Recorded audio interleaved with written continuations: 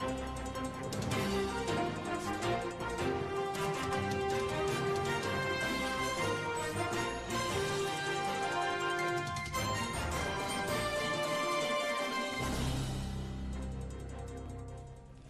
est 20 h à Abidjan. Bonsoir à tous. Voici les titres de l'actualité de ce jeudi 19 avril. À la une, le président Alassane Ouattara a quitté le Koweït hier. Sa visite dans le pays a été couronnée de succès. 3 accords de coopération signés, 300 milliards de francs CFA de financement obtenus. Le point avec notre envoyé spécial au Koweït. On ira à Washington où le Premier ministre Amadou Gon Coulibaly a pris part à une réunion stratégique de haut niveau pour faire le point sur la transformation de nos matières premières. Et dans ce 20h, votre rendez-vous de tous les jeudis depuis plus d'1 mois, c'est le dossier politique qui vous conduit sur les traces des leaders historiques de l'opposition. Le multipartisme en Côte d'Ivoire a 58 ans, alors un clin d'œil aux opposants dans votre dossier politique de ce jeudi.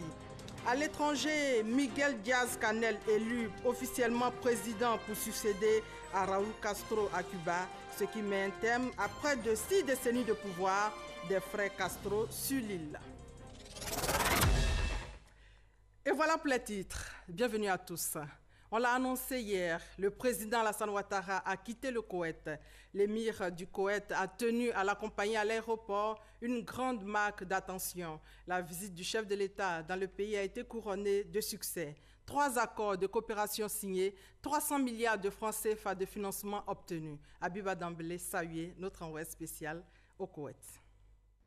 Au dernier jour de son séjour koweïtien, le président Alassane Ouattara a reçu la visite de l'émir du Koweït, son Altesse royale, le Cheikh Sabah Al-Hamad Al-Jaber Al-Sabat, dans l'aile du palais Bayan, entièrement consacré au chef de l'État ivoirien et à sa délégation. Le souverain koweïtien était accompagné de tous les princes du royaume et de ses principaux ministres. Ce cérémonial est exclusivement réservé aux hôtes de marque. Et cet honneur a été constamment rendu au président de la République au cours de sa visite officielle. Il a été élevé au plus haut rang du royaume. Des accords signés, d'importants financements obtenus d'un montant total de 300 milliards de francs CFA, comparativement aux 58,4 milliards initialement octroyés à la Côte d'Ivoire. Un coup d'accélérateur dans les relations entre la Côte d'Ivoire et le Koweït. Après un long entretien, l'émir a tenu à raccompagner son hôte à l'aéroport royal. Le président Alassane Ouattara a reçu les honneurs de la Garde rouge, un cérémonial exceptionnel. Puis ce fut les adieux, une chaude poignée de main entre les deux personnalités, comme pour dire que le meilleur est à venir dans les relations de coopération entre la Côte d'Ivoire et le Koweït. Après sa visite officielle au Koweït, le président Alassane Ouattara a mis le cap sur la France, où il sera reçu demain par le président français Emmanuel Macron. Le ministre ivoirien des Affaires étrangères, Marcel Amontano, a eu un entretien avec son homologue koweïtien, Cheikh Sabah Khalid, vice-président du Conseil des ministres et ministre des Affaires étrangères. Il est par ailleurs président du conseil d'administration du Fonds koweïtien pour le développement. À ce titre, les deux personnalités ont échangé sur le suivi des requêtes adressées au Fonds pour le financement de plusieurs projets de développement en Côte d'Ivoire. Notre envoyé spécial Abiba Dambélé reviendra largement sur cet élément dans nos prochaines éditions. Le Premier ministre Amadou Gon Coulibaly, lui, est à Washington depuis hier, avant l'ouverture ce jeudi des assemblées de printemps de la Banque mondiale et du Fonds monétaire international. Le chef du gouvernement a pris part ce jeudi donc à une réunion stratégique de haut niveau présidée par le vice-président pour l'Afrique de la Banque mondiale, Alexis Ouedraogo, notre envoyé spécial à Washington. Côte d'Ivoire et le Ghana sont les 2 plus grands producteurs de cacao dans le monde. Surtout en termes de qualité. Pourtant, sur un marché de 100 milliards de dollars, le producteur, l'élément essentiel de la chaîne de production, peine à jouir du fruit de son labeur. Il enregistre un peu moins de 6 milliards de dollars. Indexer les fluctuations des cours internationaux Pour trouver des solutions qui équilibreraient cette situation, une rencontre stratégique de haut niveau s'est tenue ce jeudi à Washington, présidée par le vice-président pour l'Afrique de la Banque mondiale. Les deux pays représentent près de 60% de la production mondiale. Donc, fédérer les forces permet d'avoir une approche commune en matière de recherche, de promotion, de marketing et de distribution du cacao va augmenter la valeur ajoutée qui est créée dans nos pays. Avec cette synergie d'action voulue par les deux chefs d'État et appuyée par la Banque mondiale, l'initiative permettra d'améliorer la productivité, la compétitivité et la chaîne des valeurs. Le secteur privé est lui aussi engagé pour le financement d'industries de transformation et autres unités de stockage. Le chef du gouvernement a souligné le caractère urgent de la mise en œuvre des mesures prises par les deux pays en vue de l'ouverture prochaine de la campagne cacaoyère en octobre 2018. Compte tenu des événements que nous avons subis donc en 2017, les deux chefs d'État ont décidé que cette initiative doit être prise pour nous mettre dorénavant donc à l'abri donc des fluctuations donc des prix du cacao, surtout à cause des répercussions donc en ce qui concerne donc les prix donc aux paysans. La réunion de ce matin était une réunion qui réunissait la Côte d'Ivoire, le Ghana, la Banque mondiale en tant que groupe, donc partie publique et partie privée avec la SFI et la Banque africaine de développement, pour que nous regardions donc ensemble quelles sont donc les décisions donc à prendre, quelles sont les modalités de mise en œuvre de ces décisions, pour que très rapidement nous ayons sur des points comme le stockage, des points comme la transformation, des points comme la lutte contre les maladies, les points contre la promotion donc, de la consommation donc, au niveau donc, du chocolat, des actions extrêmement précises donc, pour nous permettre d'avoir une économie cacaoyère durable et ceci donc, pour le bien donc, de nos paysans. Le Premier ministre accordera en fin de journée plusieurs audiences à son hôtel de Watergate. Et toujours à Washington, l'intervention du Premier ministre Amadou Gon Coulibaly est très attendue demain vendredi à la table ronde sur l'expérience de la Côte d'Ivoire en matière d'inclusion financière. Mais avant, séance de travail de la délégation ivoirienne, nous dit Alexis Ouedraogo. La délégation ivoirienne conduite par le Premier ministre Amadou Gon Coulibaly est à Washington. Elle prend part aux réunions annuelles du FMI et de la Banque mondiale. Dès son arrivée, séance de travail pour préparer des rencontres stratégiques de haut niveau. 5 jours durant, les travaux porteront sur des dossiers importants, notamment le lancement de la commission mixte Ghana-Côte d'Ivoire et un accent tout particulier sur la transformation des matières premières, à l'exemple du cacao. En marge des activités du Premier ministre, les ministres présents comme Thierry Tano du pétrole, Kabanyale du plan, Sangafoua Coulibaly de l'agriculture auront eux aussi des séances de travail avec des partenaires au développement. Il s'agit pour eux de ramener aux Ivoiriens des projets et financements de qualité. Début avril, la Banque mondiale a octroyé au pays une enveloppe d'une centaine de milliards de francs CFA pour le secteur anacarde. La signature de l'accord avant la mise à disposition des ressources est prévue ici même à Washington. Et ce jeudi marque donc l'ouverture officielle des assemblées de printemps de la Banque mondiale et du Fonds monétaire international. Les travaux prendront fin le lundi 23 avril à Washington. En Côte d'Ivoire, au niveau de la Direction générale des impôts, l'heure est au bilan. La DGI a mobilisé pour le premier trimestre 466,7 milliards de francs CFA de recettes, soit un écart positif de 1,9 milliard de francs CFA. C'est ce qui ressort donc du séminaire bilan de la Direction générale des impôts. Et en bref, un incendie signalé à la Geste aussi à Abidjan ce soir. Ce sont des camions-citernes qui ont pris feu. Les différents responsables de la société et les sapeurs-pompiers sont encore en réunion pour identifier la cause et évaluer l'ampleur des dégâts. Nous y reviendrons dans nos prochaines éditions certainement. Financement des PME, entendez petites et moyennes entreprises, petites et moyennes industries et des microfinances en Côte d'Ivoire. Le Fonds de solidarité africain offre 80% de garantie aux banques. Le reportage de Francis Boifo. Le Fonds de solidarité africain FSA peut offrir jusqu'à 80% de garantie en termes de prêts bancaires pour le financement des petites et moyennes entreprises ainsi que les petites et moyennes industries. Vous avez accès au fonds tout simplement en nous transmettant les business plans plus une demande à partir de laquelle nous allons analyser et puis si le projet est éligible, si le projet est viable, nous allons vous délivrer sans frais une lettre de manifestation d'intérêt. Et grâce à cette lettre, vous avez alors un moyen supplémentaire pour aller au contact des banques. La garantie pour les prêts bancaires, c'est un taux de garantie maximum de 80% du montant du prêt et qui peut aller jusqu'à 6,6 milliards pour un seul projet. Au 31 décembre 2017, le cumul des garanties accordées par le Fonds pour les 14 pays membres s'élevait à 409 milliards, dont 103 milliards de francs CFA pour la Côte d'Ivoire, soit 25% des interventions du FSA. Le Fonds de solidarité africaine est une vraie opportunité pour nous, les opérateurs économiques, pour nous, les entrepreneurs ivoiriens, et parce que le FSA vient apporter une réponse à notre problème, apporter les garanties. Nous finançons une opération, pas parce que nous détenons une garantie, mais d'abord parce que le projet il est rentable et bancable. Ça, c'est le préalable. Le métier de banquier n'est pas de conditionner la mise en place d'un engagement par rapport à la garantie.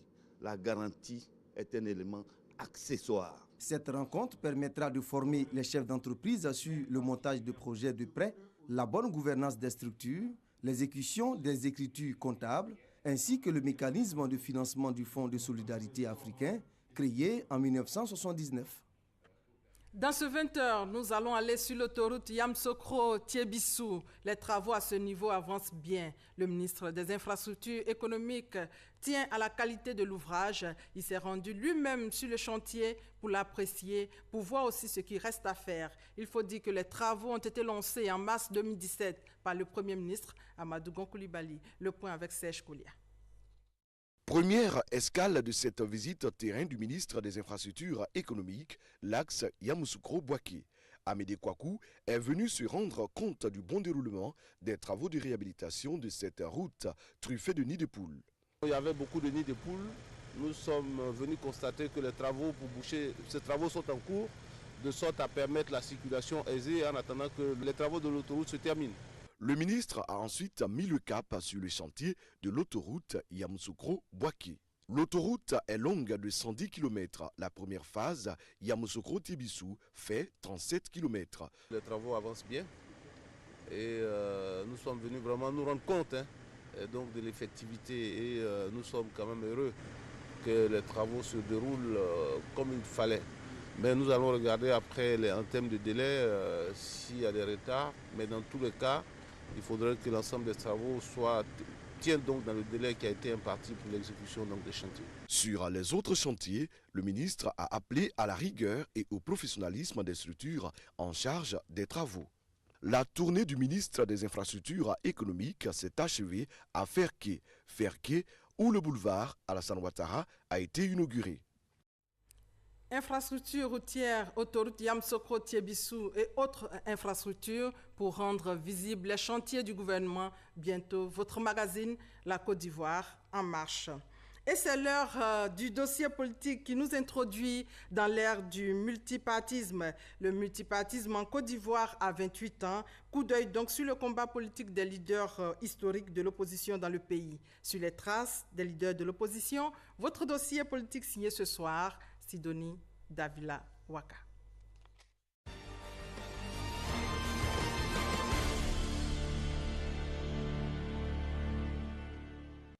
Francis Vaudier, Bamba Mori Ferré, Robert Baïta-Gros, Denis Guedreau, des noms bien connus du microcosme politique ivoirien. Ces politiques qui font partie des figures de proue de l'opposition ivoirienne ont animé la scène politique dans les années 90, période qui marque la naissance du multipartisme et moment historique pour ces acteurs dont les souvenirs restent vivaces. Nous n'adhérions pas aux idées du PDCI, à la politique du PDCI d'une manière générale, tant au plan interne qu'au plan international, en particulier les rapports entre la Côte d'Ivoire et l'État colonisateur, l'ancien État colonisateur. Donc il fallait faire en sorte que l'indépendance de la Côte d'Ivoire soit une réalité. Nous avons créé un rapport de force qui a fait reculer le président Houphouët-Boigny et qui a compris qu'il fallait lâcher du lest. Ça veut dire que les progrès qu'on obtient dans la démocratie, ce n'est jamais un cadeau du pouvoir en place. Et à l'époque, c'était une opposition vivante parce que le président Houphouët nous rencontrait régulièrement. Donc, vous savez que quand on dit le président rencontre les partis, bon, ça met du baume au cœur. Tu sais à peu près que ton parti n'est pas créé pour rien. Cette ouverture de la Côte d'Ivoire multipartite, il y a eu deux facteurs. Le facteur interne, c'est nos revendications. Facteur externe, le président François Mitterrand avait exigé que la France accordera de l'aide publique au développement aux pays qui ont fait l'ouverture au multipartisme. Pour bon nombre de ses opposants, l'engagement politique commence alors qu'ils sont bien jeunes. Quand nous étions étudiants, nous étions des combattants de la démocratie. Et il est évident que quand nous sommes arrivés comme professeurs à l'université, nous devions continuer le combat là où nous étions. Étudiants déjà, ensuite dans la vie active, nous avons été condamnés à nous organiser dans la clandestinité sur le plan politique. Prévu par l'article 7 de la Constitution de 1960, le multipartisme n'a été autorisé qu'en avril 1990. Une dizaine de partis sont alors reconnus officiellement, nous racontent les anciens. Ce sont le FPI, l'USD, le PIT et bien d'autres. Le Front populaire ivoirien, FPI, est le premier parti d'opposition à entrer à l'hémicycle.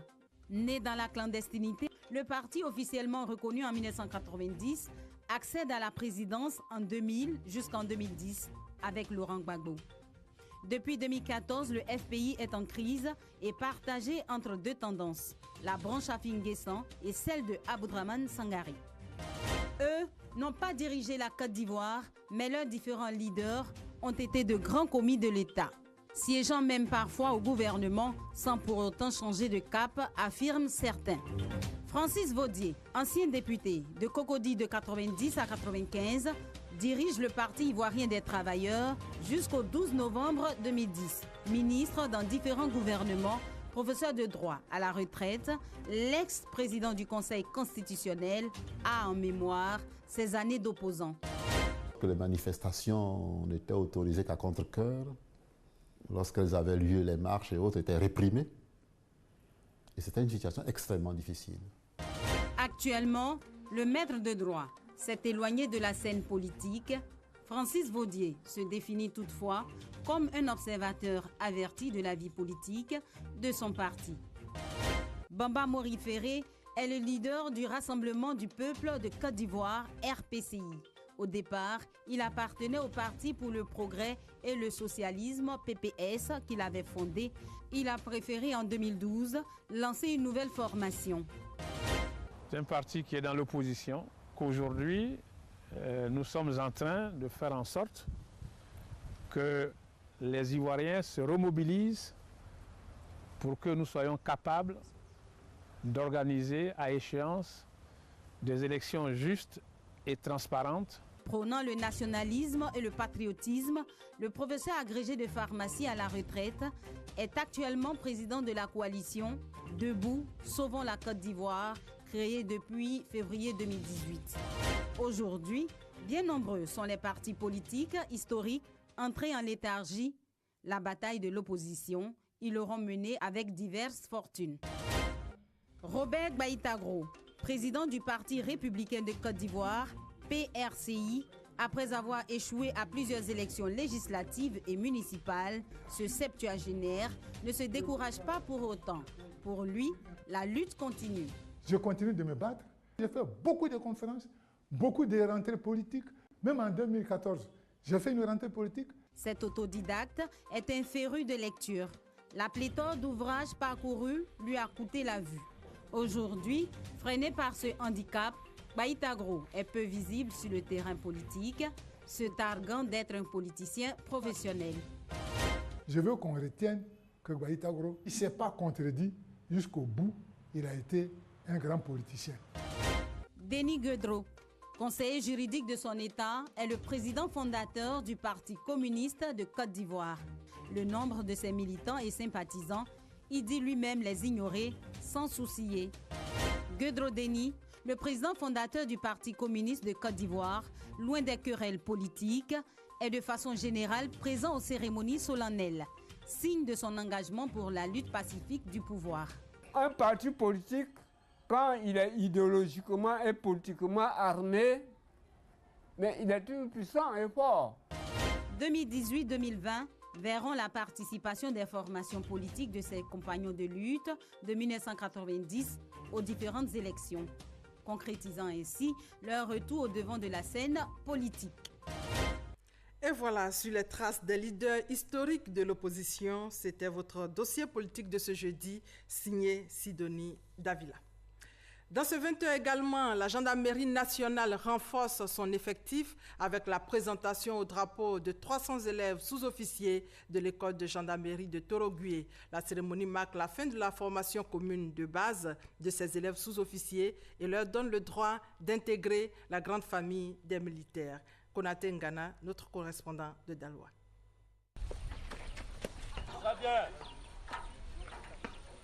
Après 76 jours d'intenses efforts physiques, techniques et psychologiques, visant à leur inculquer des savoir-faire et savoir-être, 300 élèves sous-officiers, dont 15 jeunes filles de la première année de l'école de gendarmerie de Torogwe, font connaître la joie d'être militaires. Une présentation au drapeau qui marque la fin de leur initiation et leur confère la qualité de soldats. Moment propice pour le commandant supérieur de la gendarmerie de rappeler aux élèves sous-officiers les valeurs morales nécessaires pour faire face aux exigences de la République. Votre objectif premier doit être de prouver par votre esprit de discipline, de rigueur et de courage votre loyauté aux institutions républicaines. Appropriez-vous les sages conseils qui viennent de vous être prodigués afin de demeurer des gendarmes dignes et méritants tout au long de votre carrière. Les 5 majors de la promotion 2017-2019, à l'issue des examens de fin de formation commune de base, ont été récompensés. La cérémonie s'est conclue par un défilé des élèves sous-officiers, désormais jugés aptes à intégrer la grande famille des forces armées. En santé, la Côte d'Ivoire continue son combat contre la fièvre Lassa. Pour le moment, aucun cas signalé dans le pays, mais le gouvernement poursuit sa campagne de prévention. Une campagne lancée depuis 2 semaines par le ministère de la Santé et de l'Hygiène publique. Les rats et les souris sont les vecteurs de cette maladie. Tous les foyers de ces rongeurs, dont les marchés communaux, les centres de santé, les casernes militaires et la décharge d'Akwedo seront visités. Aujourd'hui, c'est le marché de Belleville à Trècheville qui a reçu l'équipe de dératisation. C'est la 2e étape de cette campagne après celle du marché de Koumassi. C'est une mesure qui va s'étendre bien sûr à tous les marchés du pays. Santé et environnement, les activités des parcs et réserves de Côte d'Ivoire sont jugées satisfaisantes avec une performance de 88,46%. Information majeure donnée par la direction de l'OIPR depuis Grand Laou. Le commentaire de Walter Ouattara Amadou. Pour une meilleure sauvegarde et gestion du parc national d'Azani, autorités préfectorales, coutumières, populations riveraines et agents des eaux et forêts, on prépare à cet atelier de suivi trimestriel du plan annuel d'activité 2018. Il est initié par l'Office ivoirien des parcs et réserves OIPR. Un atelier qui a permis d'évaluer le niveau d'exécution des programmes au profit de ce parc et de proposer des mesures correctives pour les retards dans les réalisations. Il y a un plan de restructuration de ce parc, du parc national d'Azani qui est en cours, auquel nous plaçons beaucoup d'espoir et espérons que d'ici peu, le parc va être redynamisé et attirer davantage de touristes. Avec tout ce qui se fait pour aider les populations riveraines, sincèrement, c'est de dire encore à la population de se mettre à l'écart du parc, puisque tout ce qu'il fait, c'est pour nous.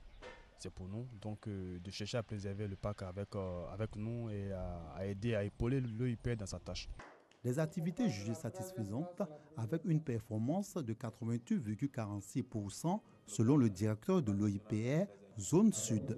Nous avons passé en revue tout ce qui est protection et tout ce qui est équipement et aménagement tout ce qui est suivi écologique et recherche, tout ce qui est infrastructure. Nous allons redoubler d'ardeur pour également améliorer le résultat obtenu de sorte à ce que nous puissions être le plus performants possible et préserver au mieux ce patrimoine commun qui est le parc national d'Azani. Cet atelier de suivi trimestriel a été meublé par la tenue de la première session du comité de gestion locale du parc national d'Azani.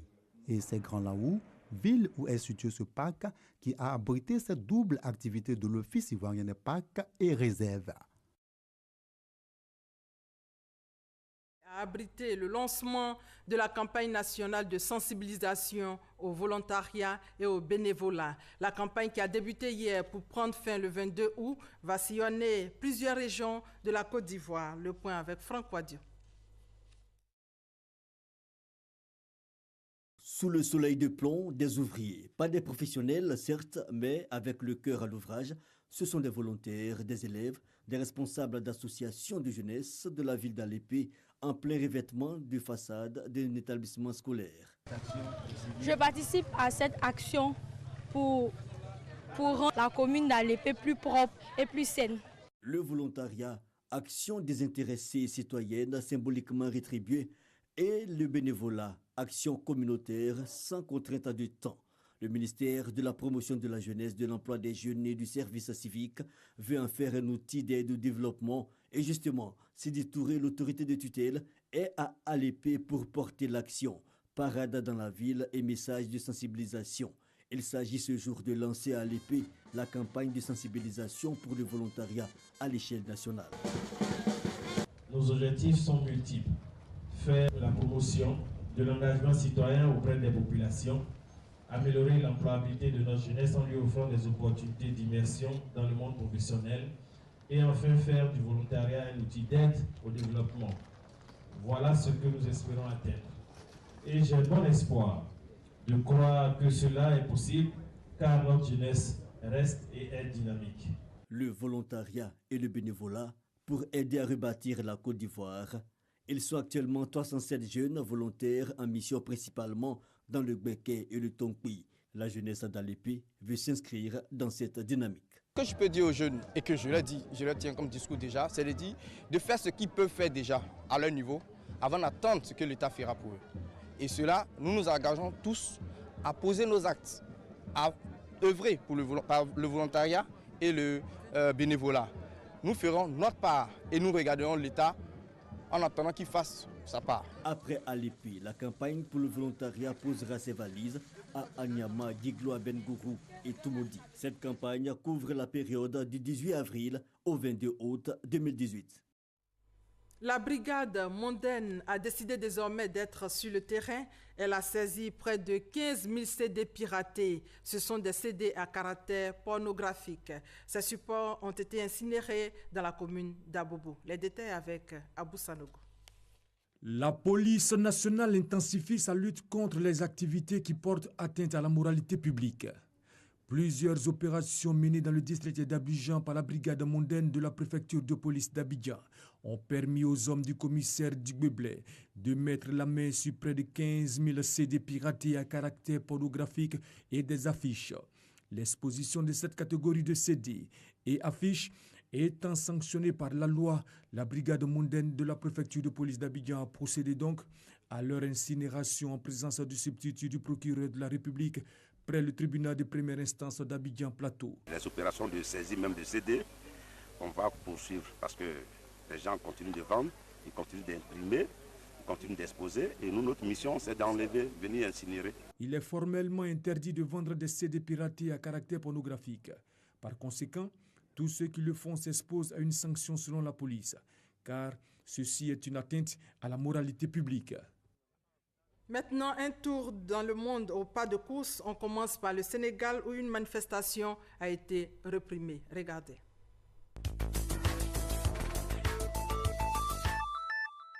Les leaders de l'opposition, dont l'ancien Premier ministre Idrissa Seck, Malika Gakou et Thierno Bokoum, ont été arrêtés ce jeudi matin par les forces de l'ordre.